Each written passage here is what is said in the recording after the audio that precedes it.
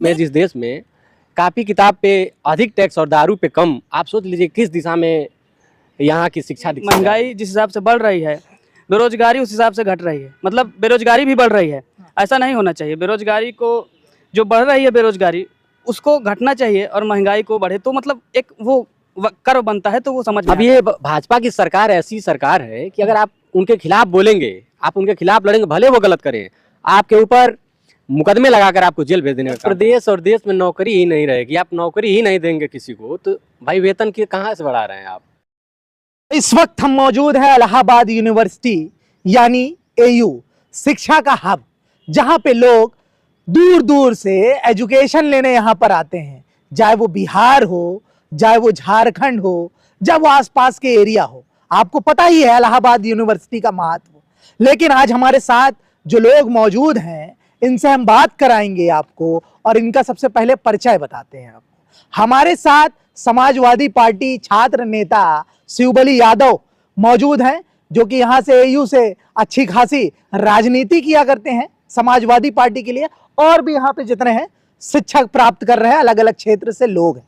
आज इनसे हम बात करेंगे बढ़ती महंगाई पे, क्या वाकई महंगाई का असर इन छात्र पर पड़ रहा है या नहीं।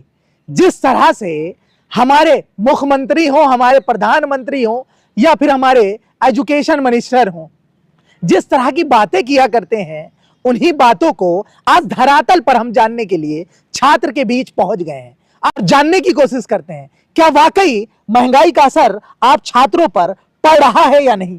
देखिए, मैं आज की ही न्यूज़ बता दे रहा हूँ आपको। महंगाई का असर 50 रुपये घरेलू सिलेंडर जो है, अभी आज की न्यूज़ है, आज बढ़ा हुआ है। 2-2 रुपये डीजल और पेट्रोल बढ़ा है। ये उदाहरण आपके सामने है। और इस तरीके से अगर छात्रों के ऊपर इसका प्रभाव की बात कर रहे हैं तो बहुत प्रभाव है इस चीज़ का।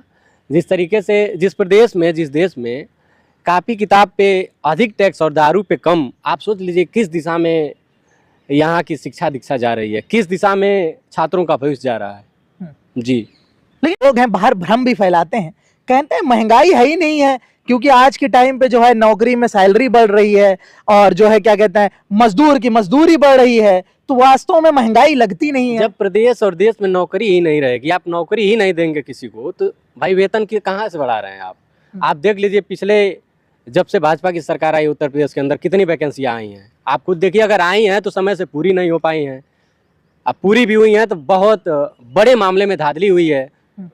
जी, पेपर लीक हो गए। अगर परीक्षा, बताइए, इतने महंगे फॉर्म हो गए हैं, 1,000 1,600 रुपये का फॉर्म छात्र डाल रहा है और पेपर लीक हो जा रहा है, उसको फिर रद्द कर दिया जा रहा है। बताइए किस दिशा में, कितना हमारे इन भाइयों का, हम लोगों का भविष्य किस दिशा में आगे बढ़ेगा। देखिए, जो किसी भी देश और प्रदेश को मजबूत करने में अगर किसी का योगदान होता है तो युवाओं का होता है। जब युवा पढ़ेगा लिखेगा और नौकरी नहीं पाएगा, अपने लक्ष्य पे पहुंच ही नहीं पाएगा, तो बताइए कहाँ तक देश और प्रदेश को आगे ले जाएगा। मैं छात्रों पर महंगाई का, जैसा कि सर ने बताया, ये कि जो संबंध है इसका महंगाई का बेरोजगारी से, ये अगर अप्रत्यक्ष रूप से होता तो हम कह सकते हैं कि नहीं, लेकिन ये संबंध प्रत्यक्ष रूप से है। यानी यहाँ पे भारत की स्थिति ये है कि महंगाई जिस हिसाब से बढ़ रही है, बेरोजगारी उस हिसाब से घट रही है। मतलब बेरोजगारी भी बढ़ रही है, ऐसा नहीं होना चाहिए। बेरोजगारी को जो बढ़ रही है बेरोजगारी उसको घटना चाहिए और महंगाई को बढ़े तो मतलब एक वो कर्व बनता है, तो वो समझ में आता है। फिर दूसरी बात, सर ने बाकी चीज़ें आपको बता ही दी है। सर ने कहा कि हाँ, ये बात सही आपने पूछी कि बिल्कुल सही बात है। जो छात्र यहाँ पे आ रहा है, बिल्कुल गांव से एकदम, घर से एकदम गरीब किसान मजदूर के बच्चे भी यहाँ पे आ रहे हैं। तो हम लोग यहाँ पे आ रहे हैं और इसी केवल प्रतिभा के उद्देश्य से कि हमारी प्रतिभा है और हमें यहाँ अच्छी चीज़ें मिलेंगी।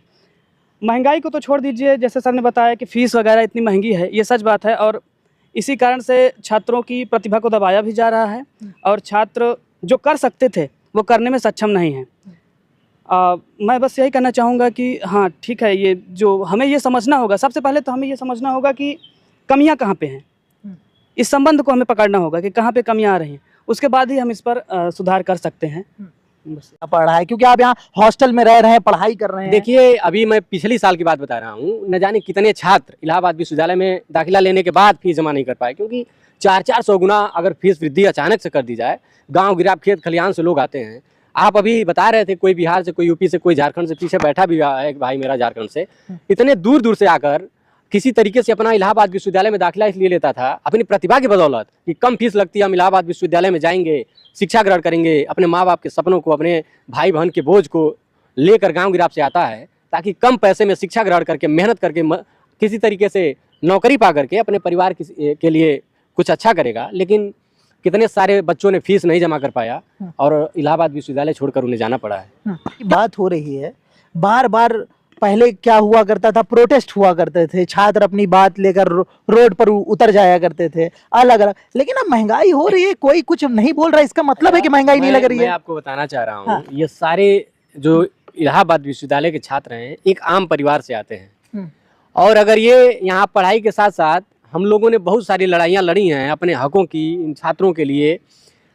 अब ये भाजपा की सरकार ऐसी सरकार है कि अगर आप उनके खिलाफ बोलेंगे, आप उनके खिलाफ लड़ेंगे, भले वो गलत करें, आपके ऊपर मुकदमे लगाकर आपको जेल भेज देने का काम करेगी। बताइए, एक आम छात्र जो बहुत दूर से 100 किलोमीटर, 200, 400 किलोमीटर दूर से आया है, वो जेल चला जाएगा। बताइए कितनी बार वो लड़ पाएगा, कितना उस जो 2-4 हज़ार खर्च पाता है वो अपना जीवन यापन करता है, किस तरीके से इस सरकार से लड़ पाएगा। हम लोगों ने इतना लड़ाइयाँ लड़ी हैं, न जाने कितने मुकदमे हैं अभी भी, सब छात्र आंदोलनों के, छात्र हित के लिए लड़ाइयाँ लड़ी हम लोगों ने, जेल काटे हैं हम लोग, महीनों महीने, दिवाली और छठ जैसे बड़े त्यौहार हम लोगों ने जेल के अंदर बिताया है। कितना लड़ाई लड़ेंगे आप बताइए।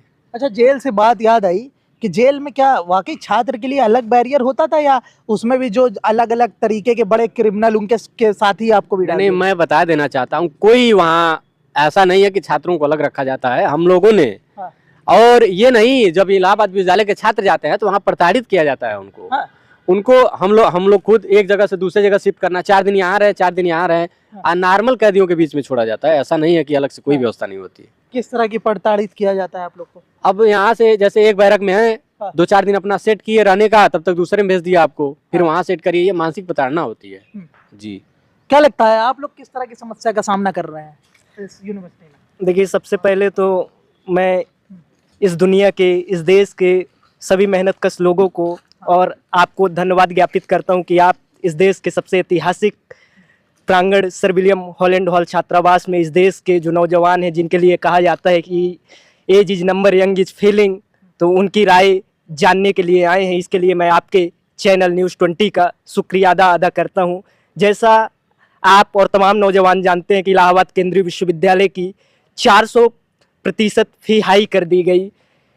जिस छात्रावास में कभी 2000-3000 फीस हुआ करती थी साल की, इसी सर विलियम हॉलैंड हॉल छात्रावास में जो फीस है 25,000 रुपये 4 महीने की ली जा रही है। तो जिस प्रकार हमारे इलाहाबाद विश्वविद्यालय में जो वाइस चांसलर हैं लगातार इस देश के गरीब, किसान, मजदूर, नौजवान छात्रों को प्रताड़ित कर रहे हैं, उनके साथ मतलब चाहे प्रदेश की सरकार हो, चाहे केंद्र की सरकार हो, पूरा एक तरह से VC के साथ अलायंस करके इस देश के नौजवानों को प्रताड़ित किया जा रहा है। ये लोग मतलब इस देश में कितने जवाहरलाल नेहरू विश्वविद्यालय, कितने Indira Gandhi national tribal university, या कितने हरी सिंह गौर विश्वविद्यालय, या कितने इलाहाबाद विश्वविद्यालय इन्होंने 2014 के बाद इस्टेब्लिश किया। असली सवाल ये है, मतलब हमारे नायक, हमारे लीडर राम मनोहर लोहिया जी कहते थे कि शिक्षा पर जो खर्चा हो बजट का 10वां हिस्सा हो, लेकिन ये ऐसी निकम्मी सरकार है जो सबसे कम पैसा शिक्षा पे खर्च कर रही है। मतलब वो इस देश के नौजवानों को अनपढ़ बनाना चाहती है। इस देश के नौजवान भी एक अच्छे केंद्रीय विश्वविद्यालय में पढ़ने का सपना देखते हैं, वो भी IAS, PCS। इलाहाबाद विश्वविद्यालय को तो इस देश में IAS, PCS और छात्र नेताओं की नर्सरी कहा जाता था। आज हमारे इलाहाबाद विश्वविद्यालय का सबसे ऐतिहासिक छात्र संघ, जिसको वाइस चांसलर संगीता श्रीवास्तव जी ने बैन करके रखा है, तो मैं आपके चैनल के माध्यम से इस देश के तमाम मेहनतकश नौजवानों को बताना चाहता हूं कि एक अंधेरी रात के बाद एक सुनहरा सुबह भी आता है। काले बादल लाख कोशिश करें नीले आसमान में, लेकिन उगते हुए सूरज को छुपा नहीं पाएंगे।